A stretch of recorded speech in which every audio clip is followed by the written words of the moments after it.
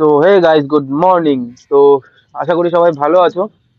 সকালবেলা আজকে উঠেই গিয়েছিলাম মাঠে মর্নিং ওয়াকে। কিছুক্ষণ হেঁটে স্ট্রেচিং করে আসলাম বাড়ি। বাড়ি এসে দেখি মা চলে এসেছে সকাল সকাল আজকে মামা বাড়িতে। তো আমার জন্য যে পিঠা বানিয়ে নিয়ে এসেছে, আজকে যেহেতু মকর সংক্রান্তি, তো পুজো করে মা পিঠে বানিয়ে একদম রেডি করে চলে এসেছে। দেন তারপরে ওগুলো খেয়ে খেলাম একটু প্রসাদ। মকর সংক্রান্তি যেহেতু একটু খিচুড়ি না খেলে তো দিনটা কাটে না ভালো।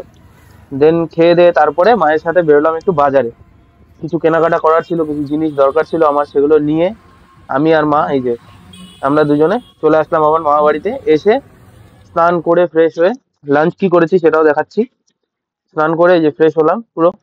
ফ্রেশ হয়ে এবার এই যে লাঞ্চ নিলাম, ভাত, ডাল সিদ্ধ আর অনেকগুলো সবজি। দেন তারপরে বেরিয়ে গেলাম বিকেলের দিকে জিমে। তো এখন যাচ্ছি জিমে, দেখাবো আজকে কি ওয়ার্কআউট করেছি। যেহেতু আমার কাছে ট্রাইপড নেই, আমি আগেও বলেছি যে বাড়ি থেকে আনা হয়নি, সেই জন্য ভিডিও করা হচ্ছে না ঠিকঠাক জিমে গিয়ে। তো এই যে আমাদের জিম।